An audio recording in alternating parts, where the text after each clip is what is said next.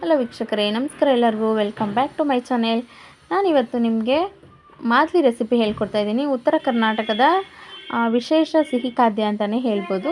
ತುಂಬಾ ಚೆನ್ನಾಗಿರುತ್ತೆ. ಇದಕ್ಕೆ ಕಾಯಿ ಹಾಲು ಸಹ ಮಾಡ್ತಾರೆ ಅಥವಾ ತುಪ್ಪ ಹಾಕ್ಕೊಂಡು ತಿನ್ಬೋದು. ಇವತ್ತಿನ ಈ ಮಾದಲಿ ರೆಸಿಪಿ ನಿಮಗೆ ಖಂಡಿತ ಇಷ್ಟ ಆಗುತ್ತೆ. ಇಷ್ಟ ಆದಲ್ಲಿ ಲೈಕ್ ಮಾಡಿ, ಶೇರ್ ಮಾಡಿ, ಕಮೆಂಟ್ ಮಾಡಿ. ಬನ್ನಿ ಮಾಡೋ ವಿಧಾನ ನೋಡ್ಕೊಳ್ಳೋಣ. ಬನ್ನಿ ಈಗ ಮಾದಲಿ ಮಾಡೋ ವಿಧಾನ ನೋಡ್ಕೊಳ್ಳೋಣ. ಇದಕ್ಕೆ ನಾನು ಗೋಧಿ ಹಿಟ್ಟು ತಗೋತಾ ಇದ್ದೀನಿ. ನೀವು ಎಷ್ಟು ಜನಕ್ಕೆ ಮಾಡ್ಕೊತಿದ್ದೀರೋ ನೋಡ್ಕೊಂಡು ಮಾಡ್ಕೊಳ್ಳಿ. ನಾನಿಲ್ಲಿ ಒಂದು 2ರಿಂದ 2.5 ಬೌಲಷ್ಟು ಗೋಧಿ ಹಿಟ್ಟು ತೊಗೊಂಡಿದ್ದೀನಿ. ಇದು ಗೋಧಿ ಬೇಯಿಸಿರೋದಾದರೂ ಸರಿ ಅಥವಾ ಅಂಗಡಿದಾದರೂ ಸರಿ, ಯಾವುದಾದ್ರೂ ನಡೆಯುತ್ತೆ. ಎರಡು ಚೆನ್ನಾಗೇ ಬರುತ್ತೆ. ಇದಕ್ಕೆ ಉಪ್ಪು ಹಾಕಬಾರ್ದು, ಬರೀ ನೀರು ಹಾಕಿ ಕಲಸಿ ಇಟ್ಕೋಬೇಕು. ಇದನ್ನು ಚಪಾತಿ ಹಿಟ್ಟಿನ ಅದಕ್ಕೆ ಕಲಿಸ್ಕೊಂಡ್ರೆ ಸಾಕಾಗುತ್ತೆ. ನೋಡಿ, ಕರೆಕ್ಟ್ ಈ ಬೌಲಲ್ಲಿ ಒಂದು 2ರಿಂದ 2.5 ಬೌಲಷ್ಟು ಗೋಧಿ ಹಿಟ್ಟು ತೊಗೊಂಡಿದ್ದೀನಿ.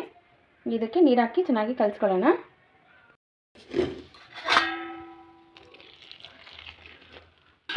ತೀರಾ ಮೆತ್ತಗೆ ಮಾಡಬೇಡಿ. ಹಿಟ್ಟು ಮೆತ್ತಗಾದರೆ ಚೆನ್ನಾಗಿ ಬರೋದಿಲ್ಲ. ಸ್ವಲ್ಪ ಗಟ್ಟಿನೇ ಇರಬೇಕು ಹಿಟ್ಟು. ಇದು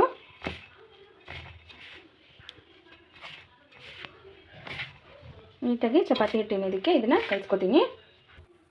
ನೋಡಿ, ಗೋಧಿ ಹಿಟ್ಟನ್ನು ಈ ಹದದಲ್ಲಿ ಕಲಸಿ ಇಟ್ಕೊಂಡಿದ್ದೀನಿ. ಸ್ವಲ್ಪ ಮೀಡಿಯಮ್ ಆಗಿ ಚಪಾತಿ ಹಿಟ್ಟಿನ ಹದಕ್ಕೆ ಕಲಿಸ್ಕೊಂಡ್ರೆ ಸಾಕಾಗುತ್ತೆ. ಇದನ್ನು ಒಂದು 10 ನಿಮಿಷ ನೆನೆಯೋದಕ್ಕೆ ಬಿಟ್ಬಿಡೋಣ. ಈಗ ನೋಡಿ, ಇದು ಹಿಟ್ಟು 10 ನಿಮಿಷ ಚೆನ್ನಾಗಿ ನೆಂದಿದೆ.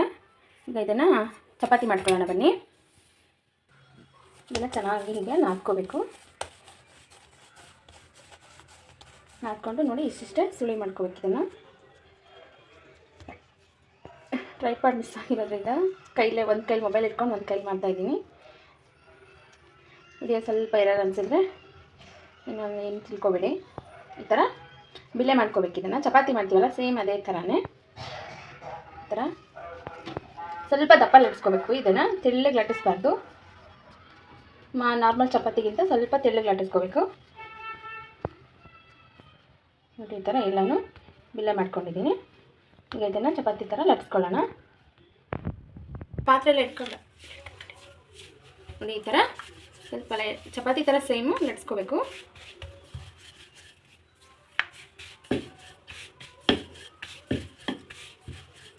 ಈ ಥರ ನೀಟಾಗಿ ರೌಂಡಾಗಿ ಸ್ವಲ್ಪ ದಪ್ಪ ಇರಲಿ ಅಷ್ಟೇ.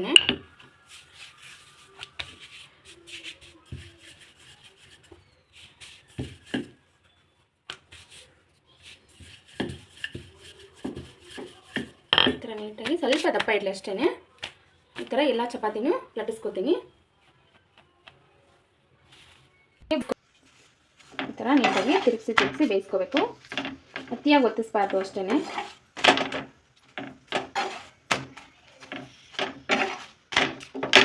ಎಣ್ಣೆಯನ್ನು ಹಾಕೋದು ಬೇಡ, ಡ್ರೈ ಚಪಾತಿ ಬೇಯಿಸ್ಕೊಂಡ್ರೆ ಆಯಿತು.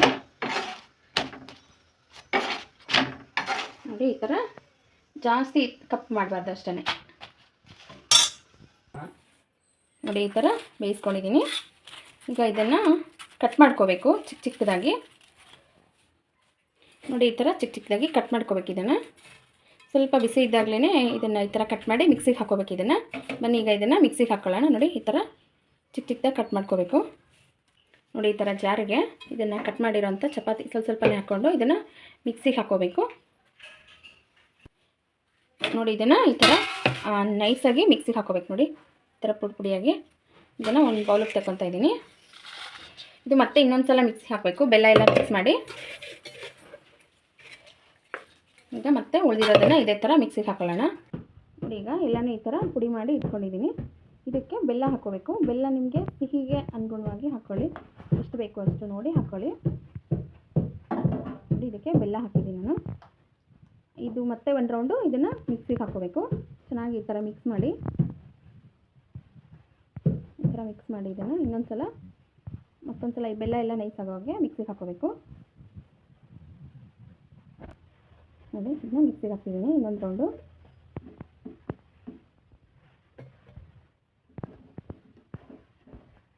ಈ ಮಾದಲಿ ರೆಸಿಪಿ ತುಂಬಾ ಹಳೆಯ ಸಿಹಿ ಖಾದ್ಯ ಅಂತಲೇ ಹೇಳ್ಬೋದು. ತುಂಬಾ ಚೆನ್ನಾಗಿರುತ್ತೆ. ಇದಕ್ಕೆ ಕಾಯಲು ಸಹ ಮಾಡ್ತಾರೆ. ಕಾಯಲು ಅಥವಾ ತುಪ್ಪ ಹಾಕ್ಕೊಂಡು ತಿಂದರೆ ತುಂಬಾ ಚೆನ್ನಾಗಿರುತ್ತೆ. ಈಗ ಇದನ್ನು ಇನ್ನೊಂದು ರೌಂಡು ಮಿಕ್ಸಿಗೆ ಹಾಕ್ಕೊಬರ್ತೀನಿ.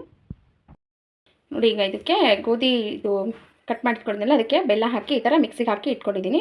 ಈಗ ನೆಕ್ಸ್ಟ್ ಪ್ರೊಸೀಜರ್ ತೋರಿಸ್ತೀನಿ. ಇದಕ್ಕೆ ತುರಿದಿಟ್ಕೊಂಡಿರೋಂಥ ಕಾಯಿ ತುರಿ ಹಾಕ್ತಾಯಿದ್ದೀನಿ. ಒಂದು ಸಲ ಮಾಡ್ಕೊಳ್ಳಿ, ತುಂಬಾ ಚೆನ್ನಾಗಿರುತ್ತೆ. ಹಾಗೆಯೇ ಇದಕ್ಕೆ ಗಸಗಸೆ ಹಾಕ್ತಾಯಿದ್ದೀನಿ. ಗಸಗಸೆ ಕಾಯಿ ತುರಿ ಇದೆಲ್ಲ ಹಾಕಿದ್ರೇ ಚೆನ್ನಾಗಿ ಬರುತ್ತೆ. ಹಾಗೆಯೇ ಹುರ್ಗಡ್ಲೆ ಹಾಕ್ತಾಯಿದ್ದೀನಿ ಸ್ವಲ್ಪ. ಆನಂತರ ಇದಕ್ಕೆ ಹುರ್ಗಡ್ಲೆ ಪುಡಿ ಸ್ವಲ್ಪ ಹಾಕ್ತಿದ್ದೀನಿ. ಈ ಹುರ್ಗಡ್ಲೆ ಪುಡಿ ಹಾಕೋದ್ರಿಂದ ಬಿಡಿ ಬಿಡಿಯಾಗಿರುತ್ತೆ, ಒಂದು ಏನು ಅಂಟ್ಕೊಳ್ಳೋದಿಲ್ಲ, ಮುದ್ದೆ ಥರ ಆಗೋದಿಲ್ಲ.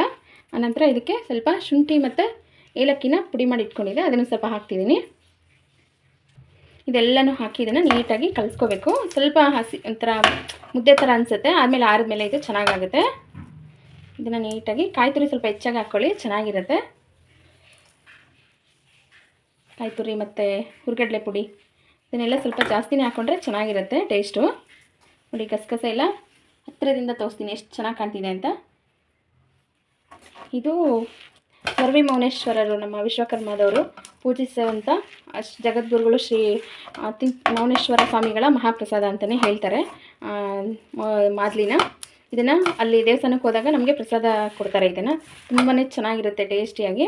ಇದು ಸ್ವಲ್ಪ ಆರ್ಕೋಬೇಕು, ಯಾಕಂದರೆ ಬಿಸಿದು ಚಪಾತಿ ಮಿಕ್ಸಿ ಹಾಕ್ತೀವಲ್ವ, ಹಾಗಾಗಿ ಸ್ವಲ್ಪ ಮುದ್ದೆ ಥರ ಅನಿಸುತ್ತೆ. ಆರ್ಕೊಂಡ್ಮೇಲೆ ಚೆನ್ನಾಗಾಗುತ್ತೆ. ನೋಡಿ ಇದನ್ನು ನೀಟಾಗಿ ಮಿಕ್ಸ್ ಮಾಡ್ಕೊಂಡಿದ್ದೀನಿ. ನೋಡಿ ಎಷ್ಟು ಚೆನ್ನಾಗಿ ಕಾಣಿಸ್ತಾ ಇದೆ. ಈಗಲೇ ನೋಡ್ತಾ ಇದ್ದರೆ ಬಾಯಲ್ಲಿ ನೀರು ಬರುತ್ತೆ, ಅಷ್ಟು ಚೆನ್ನಾಗಿ ಬಂದಿದೆ ಮಾದಲಿ. ನೋಡ್ತಿದ್ರಲ್ಲ, ನೋಡಿ ಇದನ್ನು ಸ್ವಲ್ಪ ಚೆನ್ನಾಗಿ ಕಲಸಿ ಇದನ್ನು ಒಂದು 10 ನಿಮಿಷ ಫ್ಯಾನ್ ಗಾಳಿಗೆ ಇಟ್ಬಿಡೋಣ. ನೋಡಿ ಈಗ ಮಾದಲಿ ರೆಡಿಯಾಗಿದೆ, ತುಂಬಾ ಚೆನ್ನಾಗಿ ಬಂದಿದೆ ಅಲ್ವಾ. ಇದು ಫಸ್ಟಿಗೆ ಮಾಡಿದಾಗ ಮುದ್ದೆ ಮುದ್ದೆ ಅನಿಸುತ್ತೆ, ಆಮೇಲೆ ನೋಡಿರಿ ಈ ಥರ ಉಡಿ ಉಡಿಯಾಗುತ್ತೆ. ತುಂಬಾ ಚೆನ್ನಾಗಿ ಬಂದಿದೆ ಮಾದಲಿ. ಇವತ್ತಿನ ಈ ಮಾದಲಿ ರೆಸಿಪಿ ನಿಮಗೆ ಖಂಡಿತ ಇಷ್ಟ ಆಗಿದೆ ಅಂತ ತಿಳ್ಕೊತೀನಿ. ಈ ವಿಡಿಯೋ ನಿಮಗೆ ಇಷ್ಟ ಆದಲ್ಲಿ ಲೈಕ್ ಮಾಡಿ, ಶೇರ್ ಮಾಡಿ, ಹಾಗೆ ಸಬ್ಸ್ಕ್ರೈಬ್ ಮಾಡ್ಕೊಳ್ಳೋದನ್ನು ಮರಿಬೇಡಿ.